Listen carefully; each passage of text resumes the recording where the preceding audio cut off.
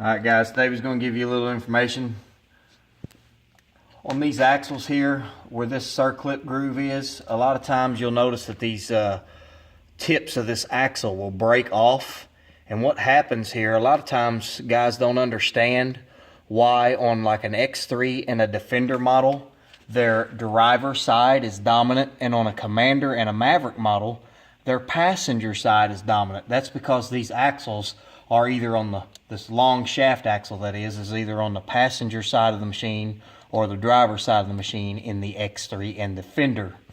And actually what happens there is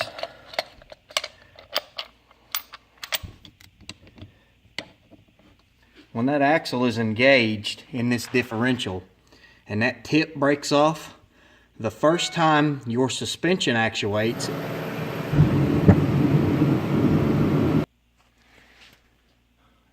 as I was saying, the first time your suspension actuates, that will allow that axle to move out. If that tip is broken and that circlip isn't doing its job anymore, the axle can slide out just a little bit, and see there's not much meat there for that to grab.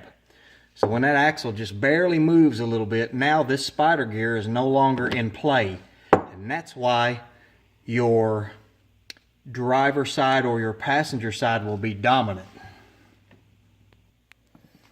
And the reason for that is, again, when your axle is in here, you can see that these two gears can work completely independent of each other. They're not made together. So when that tip breaks, the axle moves a little bit. It's no longer engaging into the spider gear. The spider gear is not turning anymore. However, you're still turning this gear. And on the Halo locker, we run a locking gear right here, which is why when the locker is engaged, it will still turn this axle. People call us and say, hey, my driver's side is turning and the passenger won't. Well, that's why it's still turning the driver's side, because we engage on this part of the spline, not the tip. That is why the Halo will still at least be 3-wheel drive.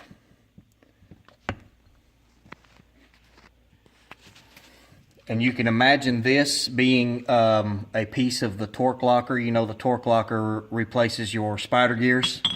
The torque locker would go in there very similar to this. And the same thing would apply. If that tip breaks and slides out of that torque locker, it's not going to pull that side. That machine will lose functionality to that wheel and tire. This is our new Halo 30 differential.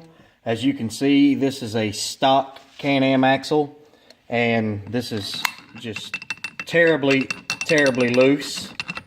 Our new axle shaft and spline is much bigger. As you can see, that's quite a bit larger than the old setup. And for those of you that are familiar with the new Can-Am Smart Lock,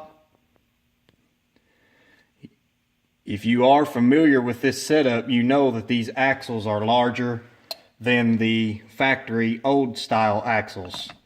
Not quite as much wiggle room, but still larger than the old setup. If you'll notice, our new Halo 30, it won't even begin to start in this differential. So we have really stepped up the game here. And if you remember, guys, what I was saying earlier about this axle being able to turn independently from this spider gear and how that all works and why it works like it does, that is a pretty good problem that everyone's having. Not only have we stepped up majorly in size, but as you see, our spider gear on the Halo 30 is now made into the locking gear. So what that means, if we don't have the proper axle here, we don't have the longer shafted axle, but you'll see what I mean here.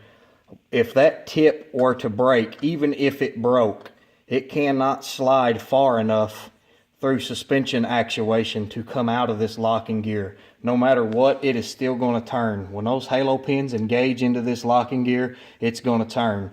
That axle shaft is going to turn, whether it's in open differential 4-wheel drive mode or fully locked. It cannot slide out of this gear far enough to have an effect like it can in this particular setup. If you'll notice, we're running a 6-gear carrier.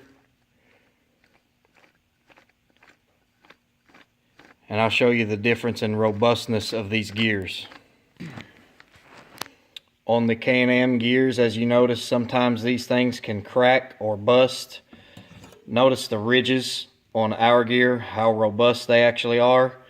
This gear is just, you can tell just by simply looking at it. When you can look at it and tell the difference, you know it's major.